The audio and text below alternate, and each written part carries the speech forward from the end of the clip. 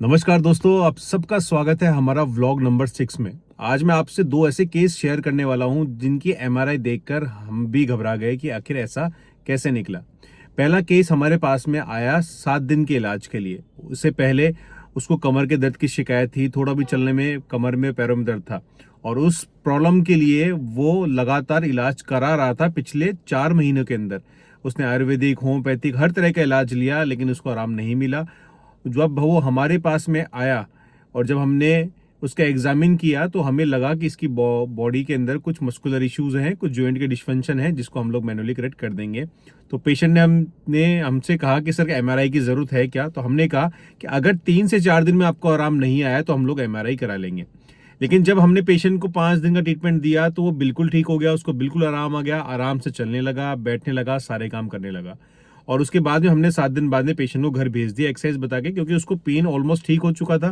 तो उसको फर्दर किसी इन्वेस्टिगेशन की जरूरत नहीं पड़ी और ना ही हमने उसकी इन्वेस्टिगेशन वहां पे कराई। लेकिन जब पेशेंट 1 महीने बाद में हमारे पास में वापस आया और उसने सेम कंप्लेन करी कि सर मुझे वापस दर्द स्टार्ट हो गया है, जो कि नॉर्मली हमारे किसी पेशेंट में नहीं होता है। जब उसको वापस दर्द स्टार्ट हुआ तो हमने सबसे पहले प्रायोरिटी रखी कि आपको एक बार एमआरआई करानी होगी। हमें उसमें देखना होगा कि कहीं आपको डिस्क का इश्यू तो नहीं है या किसी और प्रॉब्लम तो नहीं आ रही।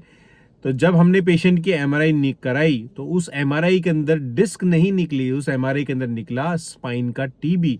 यानी कि पेशेंट को स्पाइन का टीबी हो गया था। ना ही किसी तरह के उसको सिम्टम थे, ना ही उसको कोई प्रॉब्लम थी, लेकिन एक छोटे से स्पाइन टीबी की शुरुआत बनते बनते इतनी ज्यादा बन गई कि उसको वहां पर स्पाइन में एब्सेस यानी कि मवाद भरने लगी। और जैसे ही हमने एमआरआई देखी तो हम भी घबरा गए कि आखिर पेशेंट को विदाउट एनी सिम्टम इतनी सारी चीज़ें कैसे हुई। फिर पेशेंट से हमने पूछा कि आपको कोई ऐसा सिम्टम था कि आपको वज़न कम हो रहा है, आपको बुखार हो रही है या आपका वज़न कम हो रहा है, कुछ भी चीज़ जो बेसिकली स्पाइन टीबी में होती है। तो पेशेंट ने कहा कि नहीं सर, मुझे ऐसा कुछ फील नहीं हुआ, लेकिन हाँ मुझे भूख काफ़ी कम लग रही थी कुछ दिनों से। ये एक चीज़ उसने पेशेंट को हमें बताई। तो जब पेशेंट का स्पाइन टिप निकला तो हमने तुरंत उसको न्यूरोलॉजिस्ट के पास में रेफर किया और उसको बेसिक ट्रीटमेंट पे स्टार्ट करवाया। ऐसा काफी बार देखने को मिलता है कि पेशेंट को बैक पेन होता है और वो उसे अवॉइड करता रहता है और लंबे समय तक अगर वो उसका इलाज नहीं होता तो कभी कभी वो प्रॉब्लम सिर्फ डिस्क की नहीं रहती, वहां पे किसी तरह का इन्फेक्शन देखने को मिल सकता है, डिजनरेशन देखने को मिल सकता है, अर्थराइटिस देखने को मिल सकता है। तो आज के इस व्लॉग नंबर 6 के अंदर मैं आप सभी को बस यही एडवाइस करना चाहूंगा कि आप अपने बैक पेन को अवॉइड मत करो, क्योंकि कोई भी कमर का दर्द सिर्फ डिस्क, मसल्स या जॉइंट का ही नहीं होता। वो हो सकता है आपको किसी इन्फेक्शन का, टीबी का या किसी कार्सिनोमा का।